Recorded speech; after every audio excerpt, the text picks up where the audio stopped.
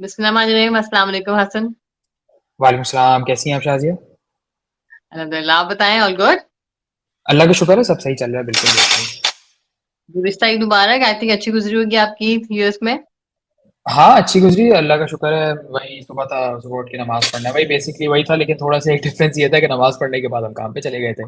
तो ईद ईद इतनी नहीं थी, वो उस दिन ओह! काम तो वो वाला था, लेकिन ओवरऑल अच्छा लगा। हाँ, लेकिन मुझे ये अच्छा हुआ कि वो बाद में आपको छुट्टियाँ कुछ मिल गई। बिल्कुल। Reason behind US independence day के पर्सपेक्टिव से तो चले वो हाँ वहाँ पे बैलेंस हो जाएगा थोड़ा बहुत। हाँ, उस हिसाब से लेकिन बैलेंस हो गया। जुलाई 4th की छुट्टियां मिल गई और सारी काफी लंबी छुट्टियां आ गई, तो वो एक उस हिसाब से हुँ। बैलेंस हो गया। Thank you so much again Hasan for making this time again. तो हमने पहले पिछले जो डिस्कशन किए थे वो क्योंकि हम लोग स्टडी वीजा पे बात कर रहे हैं तो एंड पूरे जिसके ऑप्शंस हैं हमने लास्ट टाइम हम्म, डिस्कशन कर लिया था कौन कौन से डिग्रीज अवेलेबल हैं एंड हाउ पीपल बिल्कुल। Can go for selecting the universities and different degree programmes and all. आज का जो हम्म, हमारा डिस्कशन है जो ज्यादा सबसे ज्यादा सब लोगों को जो बॉदर भी करता है और इस पे लोग सबसे ज्यादा जानना चाहते हैं बिल्कुल। Specially the student if they have intentions to go out and pursue an international degree, especially for US, because आप वहाँ पे हैं तो आपका एक्सपीरियंस है। तो आज हम आपसे ये जानने की कोशिश करेंगे कि बेसिकली जो जब हमारे ज़हन में ख्याल आता है कि हमें डिग्री करनी है बाहर यूएस में स्पेशली, तो कम से कम खर्चा या ज़्यादा से ज़्यादा खर्चा कितना आता है? क्योंकि यही सबसे ज़्यादा वो चीज़ होती है जो सबको एक हिट कर रही होती है कि पता नहीं हम ये फंड्स अफोर्ड कर सकते हैं, नहीं कर सकते। अगर आप थोड़ा-सा हमें बता सकें कि कौन-कौन सी डिग्रीज़ के लिए कम से कम एक्सपेंसेस कितने आते हैं एंड जनरली लोग इसको किस-किस तरह से मैनेज करते हैं?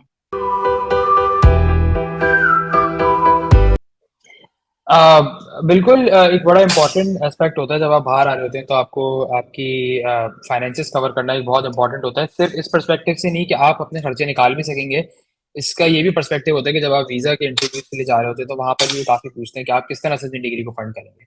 आप जब यूनिवर्सिटी में अपना फाइनलाइज कर रहे होते हैं तो वो भी आपसे बोलते हैं कि आप अपनी प्रूफ ऑफ फंड्स दें कि आप किस तरह से अपनी डिग्री को फंड करेंगे। ऐसा नहीं है कि आप सिर्फ चले जाएँ और आप वहाँ जाके डिग्री को फंड ना कर सकें या आप वहाँ जाके रह ना सकें, आप बेसिक अपनी नीड्स पूरी ना कर सकें। तो ये बड़ा एक इम्पॉर्टेंट एस्पेक्ट होता है और मेरे हिसाब से काफ़ी बड़ा हर्डल बनता है जब इंसान अपनी डिग्री बाहर से परस्यू करने के बारे में सोच रहा होता है। अम, इसी नोट पे आप बेशक आपके स्कोर्स अच्छे आए हुए हो, जीपीए अच्छी हो, सब कुछ हो, आपको फिर भी कोई ना कोई एक तरीका चाहिए होता है कि आप अपनी डिग्री को फंड किस तरह करेंगे। या तो स्कॉलरशिप के थ्रू या लोन के थ्रू या अपने सेल्फ फंडिंग के थ्रू या रिलेटिव से किसी तरह कोई आप लोन ले लें, छोटा मोटा किसी भी तरह से आपने वो फंडिंग निकालनी होती है। तो जो पहला सबसे इम्पोर्टेंट इसमें एस्पेक्ट होता है, तो पहले आप ये बात समझें भी कि आपको पैसे चाहिए कितने होंगे। उसमें दो चीज़ें हैं। एक तो डिग्री की अपनी कॉस्ट होती है कि आपकी डिग्री इटसेल्फ कितनी कॉस्ट करेगी, और दूसरा एस्पेक्ट होता है कि आपकी कॉस्ट ऑफ लिविंग क्या होगी। कॉस्ट ऑफ लिविंग जो है वो एक बड़ा इंपॉर्टेंट एस्पेक्ट इसलिए है कि आपने अगर अपनी कैलकुलेशन में उसको ना इंक्लूड किया, तो फिर यहाँ आने के बाद अपनी डिग्री के आप पूरे पैसे पे कर चुके होंगे और उसके बाद फिर आप ये सोच रहे होंगे कि अब मैं रहूँ कैसे। तो वो एक बड़ा इंपॉर्टेंट एस्पेक्ट होता है। डिग्री की कॉस्ट की जहाँ तक बात है, ये मैं बेसिकली उन यूनिवर्सिटीज़ के हिसाब से बताता हूँ जिधर मैंने पढ़ा है और जो जो प्रोग्राम से मुझे एक्सपोजर है। यूनिवर्सिटी ऑफ एरिजोना की बैचलर्स की degree cost around 60K a year. तो 60,000 एक साल, $60,000 एक साल के आपको उस डिग्री के लिए रिक्वायर्ड होते हैं। इसके अंदर अगर आप, और ये सिर्फ आपके होते हैं, तो अगर फॉर एग्जांपल आप मैरिड हैं या आपके कोई बच्चे हैं तो आपको उनकी कॉस्ट अलग इंक्लूड करनी पड़ेगी। तो फॉर एग्जांपल अगर आप मैरिड हैं और आपका एक स्पाउस है तो उसकी अ, आपको $8,000 एडिशनल डालने पड़ेंगे से सपोज। और वो उनकी कॉस्ट ऑफ लिविंग होगी। जाहिर है जब एक एक से दो बंदा रहता है तो उसकी कॉस्ट आती है, रहने की, खाने की, पीने की, हर चीज़ की कॉस्ट आती है। दूसरी जो अगर आपका एक से सपोज आपका एक बच्चा है तो एक बच्चे की आपकी कॉस्ट अराउंड आप $5,000 के करीब इंक्लूड कर लें कि वो आपके साथ रहेगा। जाहिर है उसके भी खाना पीना होगा, depending on the age, school भी जाएगा, उसमें ट्रांसपोर्टेशन भी चाहिए होती है। अ, अगर छोटा भी है तो आपको जाहिर है दूध और बाकी चीज़ों के खर्चे होते हैं, तो उन चीज़ों को आप इंक्लूड करेंगे तो अराउंड $5,000 आप उसके भी इंक्लूड कर लें। अम, और अगर आप अकेले आ रहे हैं तो ऑब्वियसली वही $60,000 आपको एक साल के दिखाना ज़रूरी होता है। हैविंग सेड दैट, $60,000 एक साल के दिखाना ज़रूरी है अगर आपको कोई स्कॉलरशिप नहीं मिलती। अगर आपको कोई आरएशिप नहीं मिलती, अगर आपको किसी और तरीके से कोई फंडिंग नहीं मिलती यूनिवर्सिटी के थ्रू, तो वो एक आपको अमाउंट दिखाना पड़ता है। मास्टर्स में भी अराउंड सेम कॉस्ट होती है, लेकिन ये आपको $60,000 चाहिए 4 साल के लिए चाहिए होते हैं, तो आपको 60 टाइम्स 4 आपको $2.5 लाख तकरीबन चाहिए होते हैं, अगर आपको कोई स्कॉलरशिप कुछ भी नहीं मिलता। मास्टर्स के लिए ऑन दी अदर हैंड आपको अराउंड $50,000 $55,000 ईयर चाहिए होते हैं, सिर्फ डिग्री की कॉस्ट। अगर आपकी 2 साल का मास्टर्स है तो तकरीबन $1 लाख के करीब आपकी कॉस्ट आती है। ये मैं बिल्कुल बेसिक कॉस्ट बता रहा हूँ, जिसमें आपकी जो फंड्स आपको यूजुअली यूनिवर्सिटी को दिखाने होते हैं प्रूफ ऑफ फंड्स के तौर पे, और जिसके अंदर आपकी कोई स्कॉलरशिप या कोई भी चीज़ इंक्लूडेड नहीं है।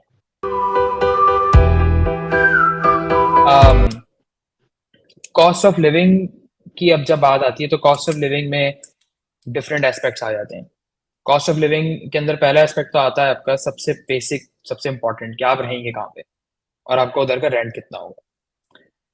अब जब रेंट की बात आती है तो रेंट बड़ा ही वेरिएबल होता है, अलग अलग स्टेट्स के हिसाब से होता है, अलग अलग स्टेट्स में अलग अलग रेंट पे करना पड़ता है। आप ऑब्वियसली जाकर अगर न्यूयॉर्क और ऐसी जगह पे रहेंगे तो वहाँ पर, और अगर आप जाकर डाउनटाउन में रहना शुरू कर देंगे तो आपकी रेंट बहुत ज़्यादा होगा। उसमें फिर आपको एक चीज़ और कंसिडर करनी पड़ती है कि अगर आप फॉर एग्जाम्पल अपनी फैमिली के साथ आ रहे हैं तो क्या आप शेयरिंग में रहना चाहेंगे। अगर आप शेयरिंग में रहना चाहेंगे भी तो आप ज़्यादातर ये चाहेंगे कि आप ऐसी शेयरिंग में रहें कि आपकी अ, दूसरे बंदा जिसके साथ आप शेयर कर रहे हैं वो भी फैमिली में हो, ताकि घर में एक फैमिली वाला माहौल रहे, ऐसा ना हो कि थोड़ा सा आउट ऑफ सिंक हो जाए। दूसरी चीज़ इम्पोर्ट और अब जब मैंने इसकी रेंट की जो मैं बात कर रहा हूँ तो आपके लिए बेस्ट रिसोर्स क्या है जहाँ से आप ये देख सकते हैं कि आपकी रेंट की कॉस्ट क्या आएगी। वो आप ज़िलो पे चेक कर सकते हैं। ज़िलो एक प्लेटफॉर्म है, ज़िलो.com पे जाकर आप देखें कि यार ये मेरा एरिया है यूनिवर्सिटी का, इधर मैंने रहना है। अगर आप डॉर्म में नहीं रह रहे हो, डॉर्म के बाहर रह रहे हैं, डॉर्म्स में रह रहे हैं तो आपको यूनिवर्सिटी के थ्रू लेना पड़ेगा, तो उसकी यूनिवर्सिटी आपको कॉस्ट बताती है कितनी आएगी। अगर आप उसके बाहर रह रहे हैं तो एक ज़िलो.com एक बहुत अच्छा प्लेटफॉर्म है। दूसरा प्लेटफॉर्म आपका होता है अपार्टमेंट्स.com, जहाँ पर आप देख सकते हैं कि यार इतनी इतनी एवरेज कॉस्ट आएगी और अगर मैं अपार्टमेंट लेता हूँ तो इतनी मुझे इतना पड़ना चाहिए। एक तीसरा जो एक काफ़ी अनऑफिशियल टाइप का प्लेटफॉर्म होता है वो ये होता है कि यूजुअली जब लोगों का एडमिशन होता है तो वो एक मिलके व्हाट्सएप ग्रुप या कोई फेसबुक ग्रुप या कोई इस तरह का एक ग्रुप बनाते हैं जहाँ पर वो ज़्यादातर एक दूसरे से डिस्कशन कर रहे होते हैं कि आपने अपार्टमेंट कहाँ लिया है, कितने की कॉस्ट आ रही है। कभी-कभी उसमें ये भी होता है कि आपको शेयरिंग पे अपार्टमेंट लेने वाले लोग मिल जाते हैं, तो उनके साथ अगर आप शेयरिंग पे अपार्टमेंट लेते हैं तो वो आपके लिए काफ़ी एक अच्छी एक तरीके से अच्छा एक सेटअप बन सकता है, इसलिए कि ये आपके प्रोग्राम के हैं, आप ये वाली क्लासेस ले रहे होंगे, एक साथ बैठ के आप पढ़ सकते हैं, एक साथ बैठ के डिस्कशन कर सकते हैं, तो वो एक अच्छा सेटअप बन जाता है। वो एक तीसरा एक तरीका है जहाँ से आप देख सकते हैं कितनी कॉस्ट आपको आएगी, लेकिन ये उसके बाद की बात है कि जब आपने एडमिशन ले लिया और आप उनके ऑफिशियल व्हाट्सएप ग्रुप्स में ऐड हो गए। अम, एक और बड़ा इम्पोर्टेंट जो आपका एस्पेक्ट है वो है ग्रोसरीज का, कि आपकी ग्रोसरीज की कॉस्ट कितनी आएगी। वो again state to state dependent है, और इस पे भी डिपेंडेंट है कि आपने खाना किस तरह का है। अगर आप वेजिटेरियन है तो ऑब्वियसली आपकी कॉस्ट थोड़ी कम आएगी। अगर आप सिर्फ सिर्फ सब्जियां खाते हैं या कुछ तरह का तो आपकी कॉस्ट कम आएगी। अगर आप खाते हैं गोश्त लेकिन आप हलाल नहीं खाते तो वो एक अलग कॉस्ट आएगी। उसकी उसकी आप समझ लें एक मिडिल मिडिल में आपकी कॉस्ट आएगी, लेकिन सबसे ज़्यादा एक्सपेंसिव होता है हलाल गोश्त। जब आप हलाल गोश्त लेने जाते हैं ऑब्वियसली क्योंकि ज़बिया हुआ होता है, ज़्यादा बल्क में नहीं कट रहा होता और उसकी थोड़ा-सा महँगा होता है वो नॉर्मल गोश्त से। तो वो एक एस्पेक्ट है। ग्रोसरीज़ की जहाँ तक बात है, एक बंदे का महीने का अ, हलाल गोश्त के हिसाब से अराउंड 200 से $250 आना चाहिए। जिसमें आपका गोश्त आ Like जाएगा आप। for everything, like all the grocery? तो हाँ, ग्रोसरी का महीने का आप इसमें ऑब्वियसली नमक वगैरह तो आप एक दफ़ा ही ज़्यादा लेकर आ जाएँगे तो वो आपके हर महीने की कॉस्ट नहीं है। नमक, मसाले ये सब आप किसी हलाल स्टोर से या किसी देसी स्टोर से आप जाकर लेके आ सकते हैं। वो एक दफ़ा की कॉस्ट है। चल जाती है ज़्यादा लंबे टाइम तक अगर आप थोड़े बड़े-बड़े पैकेट्स लें। जो असल मेजर कॉस्ट आती है वो आती है सब्जियों की और आपके गोश्त की, जो आपके हर महीने रिकरिंग होती है, क्योंकि ऑब्वियसली वो चीज़ कंज्यूम हो जाती है। अगर आप कंज्यूम नहीं भी करते तो सब्जियां ज़ाया हो जाती हैं। तो उसकी कॉस्ट अराउंड पहली दफ़ा अगर आप लेने जाएंगे तो 300-400 का आप एस्टिमेट लगाएं पहली दफ़ा का, जब आप इसमें मसाले सारी चीज़ें ले रहे होंगे। उसके बाद फिर आपने जब ग्रोसरीज अपनी जो रिकरिंग ग्रोसरीज हैं, गोश्त वगैरह हो गया, तो आप अराउंड 150-200 में आराम से कवर कर सकते हैं हलाल गोश्त ज़्यादा लंबे टाइम का। जैसे मैं जाता हूँ तो मैं अगर 3-4 महीने का एक साथ लेके आता हूँ तो मुझे अराउंड $200 पड़ता है सही हलाल में। गोश्त। और उसके अंदर सब्जियां ज़ाहिर है बार बार लेनी पड़ती है, सब्जियां आप 4 महीने की एक साथ ले तो खराब हो जाएंगी। तो उस हिसाब से होता है। यूटिलिटीज इतना अच्छा हो जाता है ना फिर जब आप अकेले वहां रह रहे होते हो तो आपका हर चीज का कहते हैं ना आटे दाल का भाव पता चल जाता है। आटे दाल का भाव तो बिल्कुल पता चल जाता है। यहाँ रहते हुए इस एज में किसी लड़के से आप पूछे, जनरली आई मीन स्टूडेंट्स से, तो उनको इतना नहीं पता होगा कि क्या चीज कितने की आती है। बिल्कुल ऐसे ही आटे दाल का भाव पता लग जाता है, खाने बनाने भी आ जाते हैं देसी खानों की, फिर वो भी जाती है किस तरह से बनाने हैं, क्या करना है तो सारा चले कुछ आ दैट जाता वाज है। Light note. आप बता रहे थे, प्लीज कंटिन्यू कर ले। ग्रोसरीज के बाद फिर आपकी एक इम्पॉर्टेंट चीज होती है जो आपने यूटिलिटीज होती है। यूटिलिटीज बहुत ज्यादा हम्म। इंपॉर्टेंट है। यूटिलिटीज की कॉस्ट अराउंड वो डिपेंडेंट है कि फिर अगेन आपकी यूजेज के ऊपर डिपेंडेंट है और कितना बड़ा घर है। अगर मैं एक 1 बी अपार्टमेंट की बात करता हूँ जिसमें आपने एसी भी चलाया हुआ होता है, मतलब आप गैस भी यूज कर रहे हैं, सारा कुछ हो रहा है, पानी की ग्रोसरी, पानी की सब कुछ मिला के, तो अराउंड $100 की आप यूटिलिटीज लगा लें महीने की, जिसमें आपका हर वक्त एसी चल रहा है, हर वक्त हीटर चल रहा है, और आपने पानी का भी इस तरह से यूजेज है कि बहुत ज़्यादा मतलब बेशबहा आप यूज़ कर रहे हैं पानी। तो उस हिसाब से अगर आप करेंगे तो अराउंड $100 आपके यूटिलिटीज़ में मैक्स मैक्स आना चाहिए। अच्छा, ये जो कॉस्ट मैं बता रहा हूँ, ये सारी मैक्स मैक्स बता रहा हूँ ताकि जब बंदा आता है तो मैक्स का सोच क्या है, अगर आप बिल्कुल नीचे का सोच के आएंगे तो अगर आपके पास कम पड़ गया तो फिर क्या नहीं नहीं, करेंगे। हाईएस्ट हायर साइड पे ये कॉस्ट आती है, मैक्सिमम इतनी आएगी। ठीक है। हाँ, हायर साइड पे ये कॉस्ट आती है। ठीक है। फिर आपका एक नेटवर्क की कॉस्ट आती है, मोबाइल की कॉस्ट आती है, जिसमें आपका अराउंड डिपेंड करता है कि आप कौन से नेटवर्क ले रहे हैं। अच्छा, नेटवर्क के अंदर भी 2-3 चीज़ें होती हैं कि जब आप आते हैं तो आप किसी के साथ उसके पूरा पूरा नेटवर्क प्लान ले लें। तो उस प्लान के अंदर जब आप ऐड होते हैं तो आपके $30-35 मंथ नेटवर्क के होते हैं, जो आपको उसमें इंक्लूड करने पड़ते ओके। हैं। हम्म। फिर एक बड़ी इंपॉर्टेंट जो आपकी कॉस्ट ऑफ लिविंग के अंदर आप एक और चीज़ इंक्लूड कर सकते हैं, वो है ट्रांसपोर्टेशन। आप हम्म। यूनिवर्सिटी के करीब रह रहे हैं, वहाँ पर सारे ग्रोसरी स्टोर्स हैं, सब कुछ है, बहुत अच्छी बात है। अगर आप यूनिवर्सिटी के दूर रह रहे हैं और आप किसी ऐसी स्टेट में जहाँ पर आपके ग्रोसरी स्टोर्स भी दूर दूर हैं, आपका हम्म। आपको यूनिवर्सिटी भी जाने के लिए कम्यूट करना पड़ता है। उसके लिए फिर आपके पास 3 ऑप्शंस होते हैं। अ, जब स्टूडेंट होते हैं तो एक चीज़ बड़ी इंपॉर्टेंट होती है, कुछ यूनिवर्सिटीज़ आपको ऑफर करती हैं, जो आपका ट्रांसपोर्ट पास होता है। वो आप $150 का पूरे साल का ले सकते हैं, $150 पूरे साल का लगता है उसके अंदर। और ट्रांसपोर्ट पास आप फिर जितनी बार भी यूज़ करें, पूरे दिन पूरी रात आप जितनी बार भी मेट्रो उस स्टेट की यूज़ करें। मैं जैसे एरिजोना में था तो वहाँ पर मैंने साल का मेट्रो पास लिया हुआ था। उस मेट्रो पास के अंदर मैं फिरता रहता था पूरे दिन रात, कहीं भी आप ट्रेन यूज़ कर रहे हैं, बस यूज़ कर रहे हैं, कहीं भी जाना है आपको, तो आप वो मेट्रो पास लेके कर सकते हैं। अम, अगर आप किसी ऐसी स्टेट में जहाँ पर अब जैसे एरिज़ोना के अंदर काफ़ी सही इंफ्रास्ट्रक्चर था ट्रांसपोर्टेशन का, तो उसमें उसमें इतना प्रॉब्लम नहीं होता था। शिकागो में है, वर्जीनिया में है, डीसी में है, न्यूयॉर्क में है, तो आपके पास वहाँ ट्रांसपोर्टेशन अवेलेबल है, जो आप यूज़ कर सकते हैं एक जगह से दूसरी जगह जाने के लिए। ऑन द अदर हैंड, अगर आप किसी ऐसे स्टेट में हैं जहाँ पर ट्रांसपोर्टेशन का सिस्टम इतना अच्छा नहीं है, तो there you have to buy a car. उसके लिए एक इम्पॉर्टेंट चीज़ है कि अगर आप किसी ऐसे स्टेट में जा रहे हैं, फॉर एग्जांपल अगर आप जा रहे हैं किसी ऐसी जगह जहाँ पर ट्रांसपोर्टेशन का सिस्टम इतना अच्छा नहीं है, आपको गाड़ी लेनी ही पड़ेगी, ज़ाहिर है स्टोर्स दूर दूर हैं, ग्रोसरीज करने के लिए आप अगर ऊबर करेंगे तो that's an additional cost and Uber pretty expensive है। तो वो आप उस हिसाब से अगर आप देखें तो आपको गाड़ी लेनी पड़ेगी।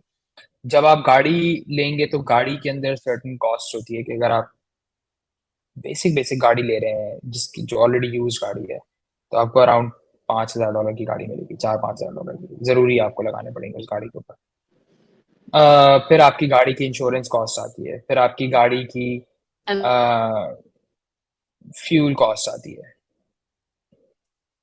तो ये 3 चीज़ें बड़ी इंपॉर्टेंट है गाड़ी के लिए। फिर उसके बाद आप गाड़ी के अंदर मेंटेनेंस एक अलग लगा लें, तो वो गाड़ी की सारी कॉस्ट होती है। फिर उसके अलावा गाड़ी के अंदर एक और कॉस्ट है एडिशनल, आपकी पार्किंग की कॉस्ट, कि आप कहीं भी जाते हैं आप पार्क कर रहे हैं तो आप उसकी पार्किंग की पे कर रहे हैं।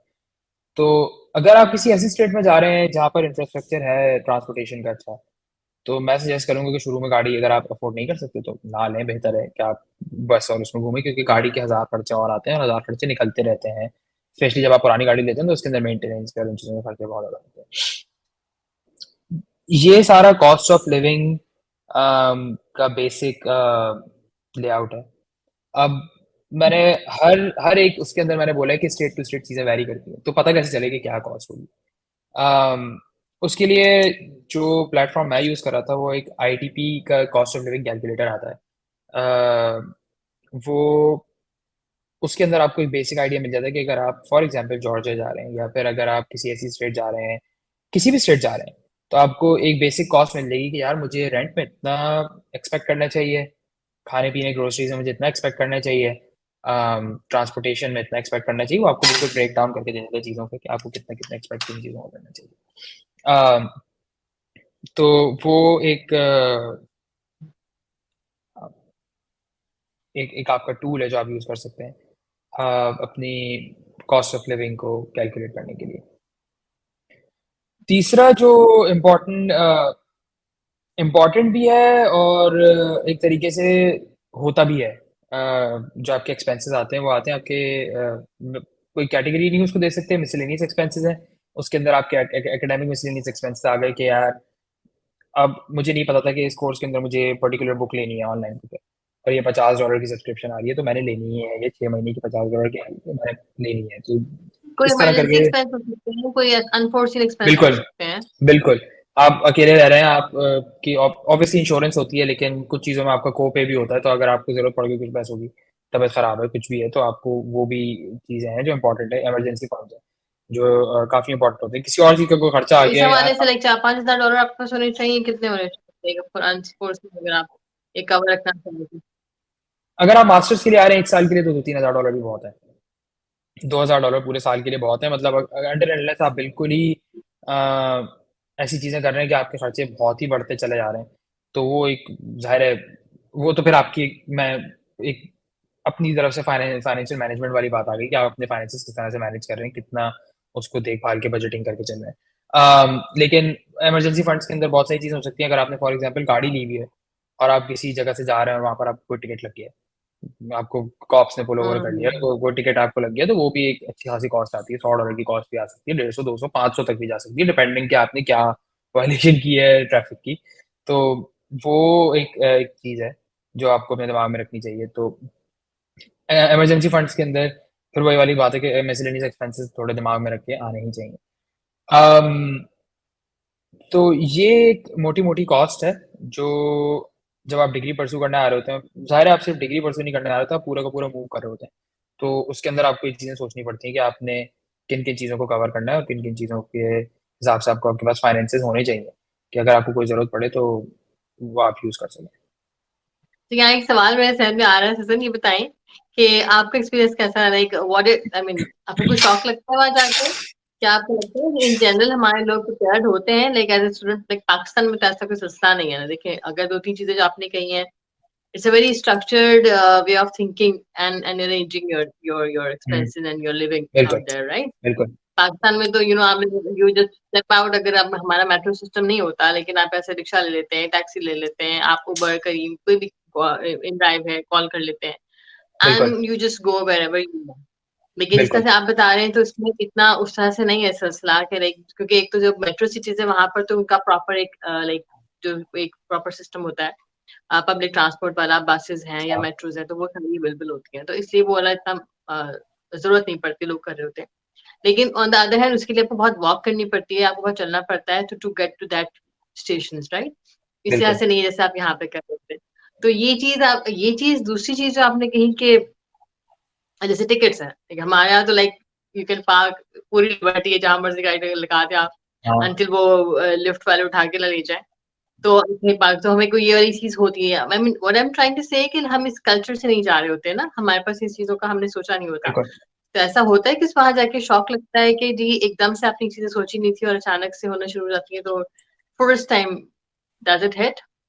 बिल्कुल ऐसे ही होता है, आप जब आते हैं आपने बहुत सारी चीज़ें सोची ही नहीं होती हैं, आपको मतलब ज़ाहिर है आपने अपने हिसाब से बहुत सारी चीज़ें कवर की होती हैं, लेकिन कुछ-कुछ चीज़ें ऐसी होती हैं कि यार सोचा ही नहीं होता, अरे ये भी खर्चा हो सकता है, अरे इस चीज़ का भी खर्चा आएगा।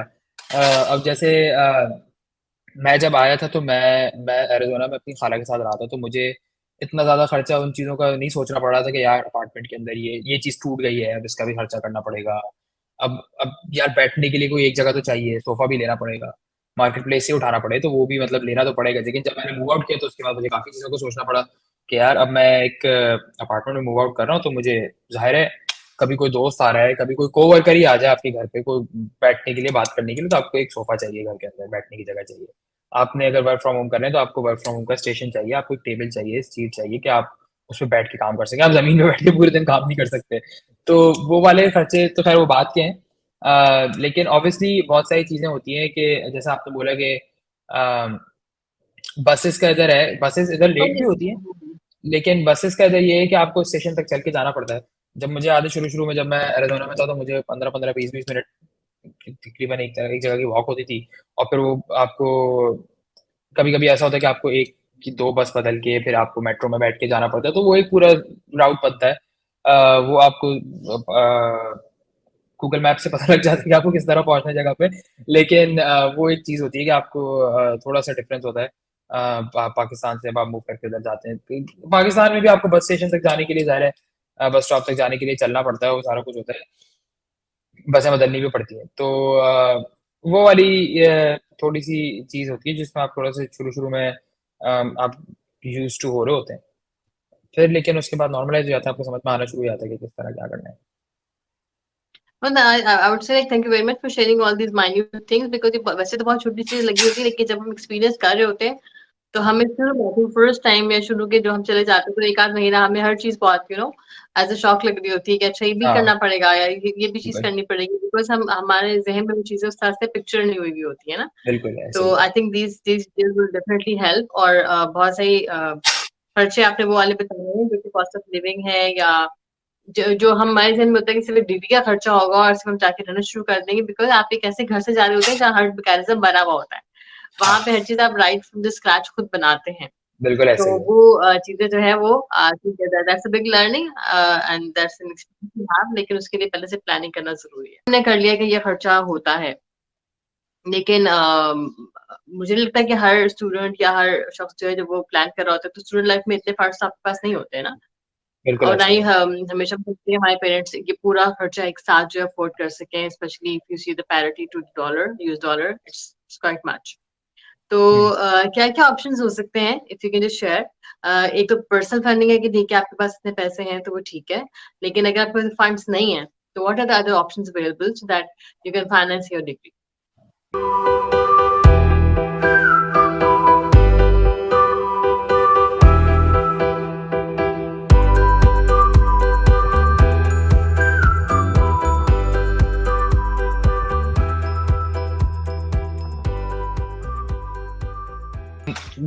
बड़ा ही रेलेवेंट क्वेश्चन है कि आप अपनी डिग्री किस तरह से फंड कर सकते हैं। ज़ाहिर है आपने सारी कैलकुलेशन कर ली, सब कुछ कर लिया, फिर आपको 100% कर भी सकते हैं, लेकिन मतलब मैं ये नहीं बोल रहा कि 100% कोई अपने सेल्फ पे नहीं जा सकता, लेकिन मेरे हिसाब से जो मेजॉरिटी है उसके लिए 100% पूरी की पूरी डिग्री सपोर्ट करना थोड़ा सा मुश्किल होता है। उसके बाद आपके पास क्या-क्या ऑप्शंस हैं कि आप किस तरह से अ, अपनी डिग्री को फंड कर सकते हैं। 2 ही तरीके हैं, या तो आप अपनी किसी तरह से ट्यूशन कम करवा लें या किसी तरह से अपनी कैपेसिटी बढ़ा लें। ट्यूशन फ़ी कम करने वाली साइड पे आपके पास 2 तरीके हैं जिसमें आप अ, या तो आपकी यूनिवर्सिटी या स्कॉलरशिप दे रही है, या आप कोई आरएशिप या कोई इस तरह की चीज़ पकड़ लें जिससे आपको से suppose you get an RAship, आपको एक रिसर्च असिस्टेंटशिप मिलती है और you get a graduate assistantship okay. और teaching assistantship, and that teaching assistantship comes with tuition fee waiver. कुछ जगहों पे जैसे यूनिवर्सिटी ऑफ मैरीलैंड है, उसमें जब बिजनेस एनालिटिक्स प्रोग्राम है मास्टर्स का, उसमें when you get an RAship और a TAship, you also get a tuition waiver. तो वो वाली चीज़ एक और इम्पोर्टेंट है जिसके अंदर आपकी काफ़ी सिग्निफिकेंट कॉस्ट कम हो सकती है कि अगर आपको ट्यूशन फ़ी के अंदर कुछ वेवर मिल रहा है 60-70%, 80% भी मिल रहा है, तो आपकी अच्छी खासी कॉस्ट कम हो सकती है। स्कॉलरशिप्स की जहाँ तक बात है, स्कॉलरशिप्स यूजुअली मेरिट बेस्ड होती हैं। नीट कम बेस्ड भी हो सकती हैं, नीट कम मेरिट बेस्ड भी हो सकती हैं, दोनों चीज़ें होती हैं। अब उसके अंदर जो चीज़ मैंने नोटिस करी है और मैंने मेरे दोस्तों ने भी देखा है कि थोड़ा-सा बात करनी पड़ती है। फॉर एग्ज़ाम्पल अगर आपके पास पहले ऑफ़र आई, आपको $5,000 की स्कॉलरशिप मिल गई। अब ज़ाहिर है $5,000 साल के 55,000 में से तो कोई इतनी सिग्निफिकेंट नहीं है, मतलब ठीक है, अच्छी अमाउंट है, लेकिन 55,000 के हिसाब से रिलेटिव अगर आप करके देखें तो इतना कोई बड़ा अमाउंट नहीं है। तो आपको थोड़ी-सी बात करनी पड़ती है कि यार पाकिस्तान से आ रहा हूँ, ये कंडीशन है, I cannot afford the degree but I do want to pursue this, I want to learn this particular skill. थोड़ी-सी उनसे बात-वात करके you need to present your case. अ, बढ़ जाती है अगर आपकी उनके पास फंडिंग हो, पहले इम्पोर्टेंट। दूसरा इम्पोर्टेंट जो आपका स्कॉलरशिप के अंदर एक इम्पोर्टेंट एस्पेक्ट आता है, वो आता है कि when are you applying for your degree? इसमें बहुत सारे राउंड्स होते हैं एप्लीकेशंस के।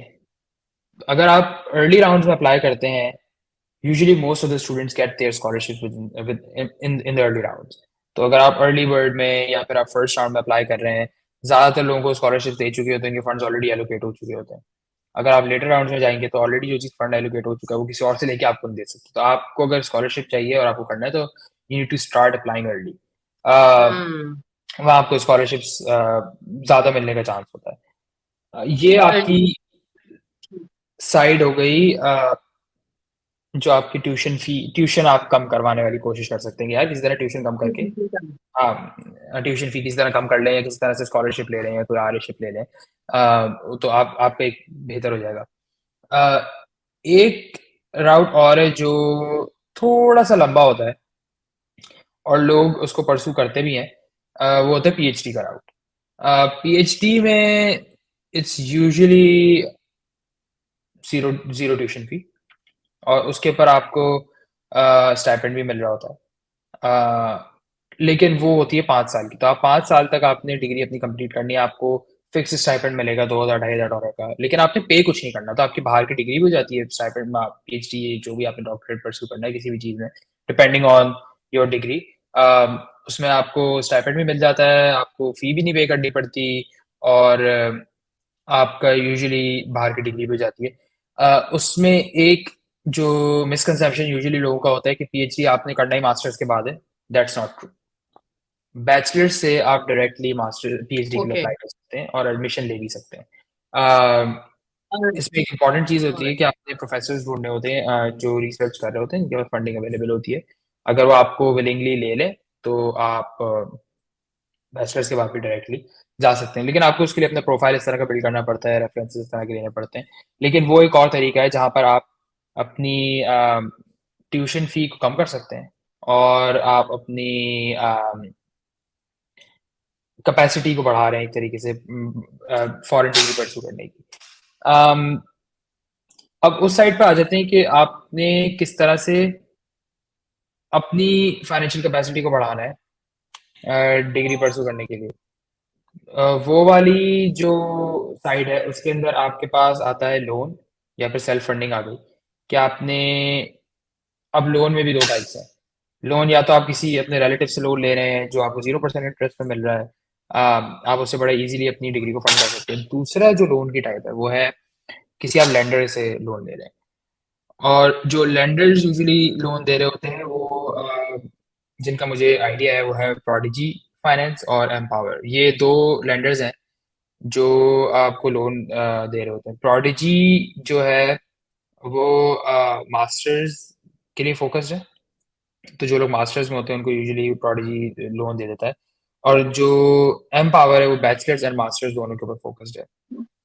um, इसके अंदर जो एक बड़ा जो डिसएडवांटेज है वो ये है कि the APR is usually very very high. तो आप जब लोन ले रहे होते हैं तो आपको you might and up paying 15% interest, जो कि अच्छा खासा अमाउंट होता है। 15% इंटरेस्ट अगर आप 50-60 हज़ार डॉलर पे ले रहे हैं तो आप अच्छा खासा अमाउंट एक्यूमुलेट होता है। um, दूसरी चीज इसके अंदर एक ये होती है कि they also charge you an additional fee. जब आपकी लोन प्रोसेसिंग होती है तो उसके अंदर आपको जितना आपने फर्ज करा, आपने $60,000 का लोन लिया तो आपको कोई 2-3 हज़ार डॉलर ऊपर चार्ज कर लेंगे, जो कि आपकी फी होती है प्रोसेसिंग की, लोन प्रोसेसिंग की। um, तीसरी चीज जो इसके अंदर जो कि आपके लिए बेनिफिशियल भी हो सकती है, वो ये है, बेनिफिशियल भी है और एक तरीके से नुकसानदेह भी है, क्योंकि आप वो 6 महीने लूज कर रहे हैं। वो 6 महीने का ग्रेस पीरियड देते हैं कि आपने ग्रेजुएट कर लिया, 6 महीने का ग्रेस पीरियड है, आपके ऊपर कोई आपको लोन पेमेंट नहीं करनी है। और आप इस चीज के अंदर मतलब आप 6 महीने के बाद लोन पे करना शुरू करें, लेकिन उन 6 महीने के अंदर अंदर आपके ऊपर इंटरेस्ट एक्यूमुलेट हो रहा होता है। तो एक तरीके से फायदेमंद है कि आपके ऊपर फौरन से कोई लाइबिलिटी नहीं आ रही होती, लेकिन एक तरीके से नुकसानदेह है कि आपके ऊपर वो चीज, उसके अंदर इंटरेस्ट बढ़ता जा रहा होता है। एक चीज और जो इसके लिए, इसके अंदर थोड़े से एक एक बेनिफिशियल है इन दोनों प्रोडिजी का, मुझे अच्छे से आइडिया है कि बेनिफिशियल इस तरह से है कि कोई अर्ली पेमेंट की पेनल्टी नहीं होती। इफ यू ट्राई टू पे early, you won't B charged anything. Okay. वो वो आप, अच्छा, इसमें एक चीज इंपॉर्टेंट है कि जब आपने एग्रीमेंट साइन कर रहे हो तो उसमें आपको ये चीज इंश्योर भी कर लेनी है कि ये चीज आप, you should know it for for a fact कि आपको कोई चीज पे नहीं करनी पड़ेगी एडिशनल जब आप अर्ली पेमेंट करेंगे। वरना तो वो 10 10 साल या 15 साल का लॉन्ग लोन होता है, तो वो आपको लंबे लॉन्ग टर्म लोन होता है, तो वो आपको 10 15 साल तो नहीं चला सकते। ये कुछ आपके पास ऑप्शंस होते हैं अपनी डिग्री को फंड करने के। इन ऑप्शंस में वही फिर दो साइड्स हैं कि either you try to lower your tuition fee और you try to increase your financial capacity. इन दोनों तरीके से आप अपनी डिग्री फंड कर सकते हैं। गुड गुड, थैंक यू आसन। आई थिंक बहुत डिटेल से आपने बहुत अच्छे से बता दिया कि what are the options available for funding, यानी कि बाहर से आप, यानी कि अलग अलग तरीके से कौन कौन से फंड्स, फंडिंग ऑप्शन जो आप अवेल कर सकते हैं। अच्छा, एक साइड इसमें ये वाली भी होती है कि आपकी जॉब, यानी कि जब आप एस्टिमेशन करते हैं, डेफिनेटली आपने जो बताया कि कहीं से भी आप लोन लें, वो तो डेफिनेटली उसके ऊपर आपको एडिशनल पे ही करना पड़ता है, यू कॉल इट इंटरेस्ट या जो भी हो। हम्म। तो आप जॉब के साथ, आपको लगता है कि अगर आपको जॉब अर्ली हो जाती है तो उससे कोई आसानी होती है, या दो चीजें खाली मेरे क्वेश्चन है। एक तो ये कि जो रीपे करने का मैकेनिज्म आपने बताया 10 से 15 साल का है, तो डेफिनेटली जहन में क्वेश्चन आता है कि जब यू आर गोइंग देयर तो आप इतना अरसा वो डेट पे करते रहते हैं, या किस तरह से, how do you manage that, repay करने का ऑप्शन क्या होता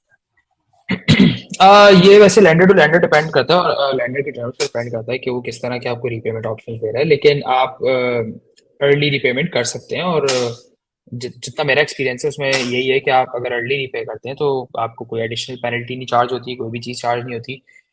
लेकिन एक एस्पेक्ट जॉब के अंदर बड़ा इंपॉर्टेंट है कि जब आप अपनी कोई डिग्री परस्यू करने जा रहे हैं, तो आप एक चीज़ मेक श्योर कर लें कि आपकी डिग्री पहली बात स्टेम होनी चाहिए। ऐसा ना हो कि आप नॉन स्टेम में चले गए, आपको वर्क ऑथराइजेशन सिर्फ 1 साल की मिल रही है और आप 15 साल का लोन लेकर जा रहे हैं, वो भी आपने कोई 60,000 70,000 का लिया हुआ है। है?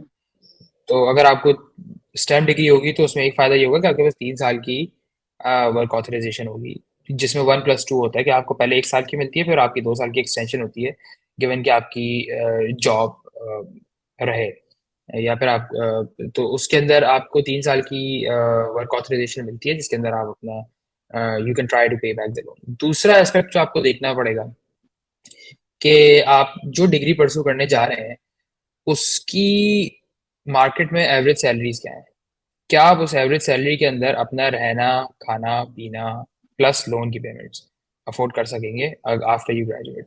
वो एक बड़ा इंपॉर्टेंट कैलकुलेशन है कि से suppose you going for data science या कोई इस तरह की डिग्री जिसमें आपको बाद में अच्छी सैलरी मिल सकती है और अच्छी सैलरी मिलने का ऑप्शन होता है, तो उसके अंदर फिर आप will you be able to afford to pay back your loan within given time frame. उसमें आप कितना जल्दी अपना लोन पे कर सकते हैं, कितना इंटरेस्ट सेव कर लेंगे अगर आपने लोन पे कर दिया। तो वो वाली एक बड़ी इंपॉर्टेंट कैलकुलेशन है जो आपको करनी चाहिए जब आप अपनी डिग्री परस्यू करने जा रहे हैं और अपना मेजर्स आप सेलेक्ट कर रहे हैं। तीसरी जो जो चीज़ है वो है कि आप इसमें एक ऑन कैंपस जॉब्स वाली जो चीज़ है, जब आप आरएशिप कर रहे होते हैं तो ऑब्वियसली आप आरएशिप के साथ ज़्यादा नहीं कर सकते ऑन कैंपस जॉब, क्योंकि F1 स्टूडेंट्स के लिए, इंटरनेशनल स्टूडेंट्स के लिए फ़िलहाल एक लिमिटेशन है कि आपको 20 आवर्स अलाउड होते हैं जॉब करने के, 20 आवर्स पर वीक, वो आप क्रॉस नहीं कर सकते। 0.5 फुल टाइम जो आपके वर्कर के आवर्स होते हैं वो अलाउड होते हैं। तो 20 आवर्स पर वीक आप काम कर रहे होते हैं, उसके अंदर आपको अराउंड $13 to $14 पर आवर मिल रहे होते हैं, ये एक एवरेज है। अब ज़्यादा भी मिल सकते हैं डिपेंडिंग ऑन कि आप क्या जॉब कर रहे हैं, लेकिन एवरेज आपको इतना ही मिलता है कि $13 to $14 पर आवर आपको मिल रहे होते हैं। उसमें आप अपना थोड़ा बहुत खर्चा निकाल सकते हैं कि आप कितना कितना बेसिकली आप उसमें से निकाल सकेंगे। लेकिन एक इम्पॉर्टेंट एस्पेक्ट इसमें ये होता है कि आप जब ऑन कैंपस जॉब्स की बात करते हैं तो ऑन कैंपस जॉब्स इतनी वाइडली अवेलेबल नहीं होती कि हर एक को जॉब मिल जाए। बड़ी लिमिटेड होती है। और दूसरा इसमें पॉइंट ये होता है कि वो यूजुअली जो आपके नेशनल होते हैं, सिटीजन होते हैं, उन्होंने ली हुई होती है ऑलरेडी वो जॉब। तो किसी नए बंदे को रखना, फिर उसको लेटर देना कि उसका असिस्टेंट बने, स्पेशली जब वो बाहर से आया हुआ है, तो थोड़ा सा मुश्किल होता है, लेकिन इम्पॉसिबल नहीं होता। बहुत सारे लोग ऑन कैंपस जॉब्स कर रहे होते हैं और अच्छा खासा पैसे कमा रहे होते हैं। तो वो चीज़ एक है जो एक और आपके पास तरीका है जहाँ से आप एडिशनल पैसे ले सकते हैं और अपना लोन पे बैक करना स्टार्ट कर सकते हैं। Thank you very much Hasan. I would say बहुत आपने टू द पॉइंट अब बहुत ही क्रिस्प तरीके से बता दिया कि क्या क्या तरीके से मैंने I think thank you. With this all entire discussion what I would like to give a message, और आप भी मैसेज दे दीजिएगा कि जब भी कोई स्टडी के लिए आप सोच रहे होते हैं तो like firstly it's not that impossible thing. Definitely cost तो आती है मुल्क से बाहर रहने की, लेकिन जो पहले भी डिस्कशंस था कि whenever you are planning that, so you have to have a one, I mean very detailed planning for that before बिल्कुल। stepping out. चाहे आप इसकी एक तो एजुकेशन डिग्री कौन सी दे रहे हैं, इसके लिए स्टडी ऑप्शंस कौन से पिक कर रहे हैं, एंड देन फंडिंग के लिए भी कौन कौन सी चीजें। It's not the only degree cost that you need to you know arrange, but इसके अलावा बहुत सारी बिल्कुल। चीजें जो एसोसिएटेड है इसके साथ। So if you have the better visibility before going, तो आपके लिए ज्यादा आसानी हो सकती है। और I think people can reach out to the like the students that you have been there, या आपके अलावा और जैसे लोग वहाँ मौजूद होते हैं, तो अपने नेटवर्क से आई थिंक मैसेज ये है कि जरूरी है कि पहले आप इंफॉर्मेशन ले लें और उसके लिए प्लानिंग अच्छी कर लें। Do your homework as much in detail as much you can, so that वहां जाके कम से कम आपको शॉक्स मिलेंगे। डेफिनेटली होते हैं, तब भी कुछ भी कर लें आप, ऑन ग्राउंड आपकी सिचुएशन हुँ, डिफरेंट होती है, रियलिटी चेक आपको मिल रहा होता है, लेकिन फिर भी बिल्कुल। प्लानिंग ज्यादा अच्छी हो जाती है, मैं समझती हूँ कुछ आसानी हो जाती है।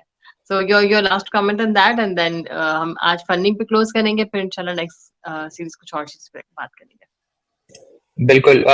बहुत सही बात बोली आपने कि जब यहाँ पर आ रहे हो तो बहुत सारी कैलकुलेशंस आपको करनी होती है और बहुत सारी चीज़ें ऐसी होती हैं कि जो आपकी कैलकुलेशन करके आते हैं तो वो उन कैलकुलेशन के अंदर बैठ भी नहीं पाती।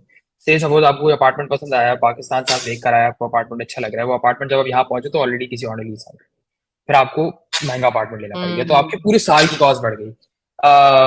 तो वो वाली चीज़ें काफ़ी ज़्यादा होती हैं, तो उसके हिसाब से थोड़ा सा जब आप कैलकुलेशन कर रहे हो तो उसमें थोड़ा सा बफर रखें कि इन केस आपको इस तरह की कॉस्ट आती है, $100-200 कहीं ज़्यादा पड़ जाते हैं, पूरे साल के देने पड़ गए या किसी भी चीज़ के पड़ गए, तो उसके लिए थोड़ा सा बफर इज़ वेरी इंपॉर्टेंट। और दूसरा एक इम्पॉर्टेंट मैसेज है कि ज़ाहिर है फाइनेंसेस आर वेरी इंपॉर्टेंट, लेकिन अगर आपको कोई चीज़ अचीव करनी है तो थोड़ा-सा उसके लिए आपको थोड़ा-सा स्ट्रगल करना पड़ेगा, लेकिन बाद में वो चीज़ यूजुअली अचीव हो जाती है। तो इस बात से डर के कि यार पैसे नहीं है, मैं बाहर नहीं जा सकता, या पैसे नहीं है, मैं अपना ड्रीम नहीं कर सकता, परस्यू नहीं कर सकता, तो I don't think that's a very good way of thinking about things. Um, ज़ाहिर है पैसों का एक इम्पॉर्टेंट एस्पेक्ट है, लेकिन उसको बहुत सारी चीज़ों से, बहुत सारे तरीकों से आप कवर कर सकते हैं। गिवन कि आपने स्मार्ट चॉइसेस किए हैं, आपने अच्छे से चीज़ों को रिसर्च किया है, आपने अच्छे से देखा है कि यार मुझे अगर इसके बाद जॉब मिलेगी तो will I be able to pay back, इसके बाद अगर मैं ड्यूरिंग अपनी डिग्री क्या जॉब कर सकता हूँ, क्या स्किल्स मैं अटेन कर रहा हूँ, क्या वो स्किल्स इन डिमांड है भी, क्या वो स्किल्स आगे जाके इन डिमांड रहेंगी या नहीं रहेंगी, किन किन सेक्टर्स में मुझे जॉब करनी है, क्या ये वो सेक्टर्स हैं जहाँ पर मुझे पसंद है जॉब करना, और क्या कितने टाइम में मेरा रिटर्न और इन्वेस्टमेंट आएगा। तो वो एक बड़ी इंपॉर्टेंट कैलकुलेशन है कि आप देखें कि क्योंकि obviously it's an investment at the end of the day. आप अगर अपनी डिग्री में इन्वेस्ट कर रहे हैं तो आप अपनी नॉलेज हासिल करने के लिए उसमें इन्वेस्टमेंट है, this is not an expense. तो आप उसमें ये देखें कि आपका इन्वेस्टमेंट पे रिटर्न कितने टाइम में आप निकाल सकते हैं, जो आप डिग्री परस्यू कर रहे हैं उसके अंदर। और अगर आप डिग्री स्टेम परस्यू कर रहे हैं तो that should be with in 3 years, क्योंकि अगर 3 साल में आप अपनी रिटर्न और इन्वेस्टमेंट नहीं कर पा रहे, that means you won't be able to pay back all of your loan within 3 years। तो वाली चीज कैलकुलेशन, फाइनेंसिस की कैलकुलेशन करना और बजटिंग करना मेरे हिसाब से is one of the most important aspect that you need to consider when you moving. ये वेरी राइटली सेड कि देखिए आपके जब बड़े ख्वाब होते हैं तो उसके लिए बड़ी एफर्ट्स करनी पड़ती हैं। इस डिस्कशन का मकसद ये भी है लोगों को बताने के लिए कि if you have such dreams you can go and pursue that, there is no hindrance. हाँ, आपको डिफरेंट तरीके से सोचना जरूर पड़ता है, सिर्फ ख्वाब देखने से ख्वाब पूरे नहीं होते, ख्वाब के लिए आपको काम करना पड़ता है। So if you are going in the right direction, so do a better planning, better work, better homework, so that you can achieve that in less effort. आपका रिस्क हाई होता है उतना रिटर्न रेट भी high होता है. So लेकिन again Pakistan में आपको बड़ी डिग्री परसू करें या बाहर करें, मेरा तो एक्सपीरियंस ये कहता है कि मुश्किल होता है.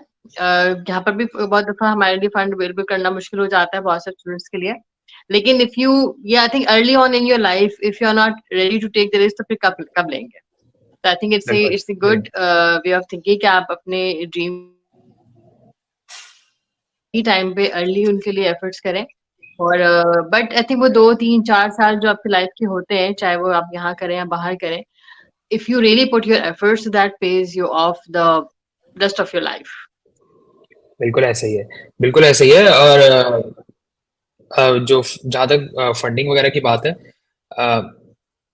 फिर दोबारा से वही बात रिपीट करूंगा कि इम्पोर्टेंट है. और जो आपने रिस्क वाली बात करी, रिस्क लेना is a very good thing, लेकिन आप कैलकुलेटेड रिस्क लें. ऐसा भी नहीं है कि आपने आंखें बंद करके आपने बोला नहीं भाई मैंने तो यूएस जाना ही है और मैं आंखें बंद करके इतने का लोन ले लेता हूँ $70,000 का, और मेरी डिग्री के बाद जब मैं ग्रेजुएट करूंगा तो मुझे सिर्फ $50,000 की नौकरी मिलेगी जिससे मुझे अपना खर्चा भी निकालना है, रहना भी है, रेंट भी निकालना है. तो आप अपना लोन कैसे पे बैक करेंगे?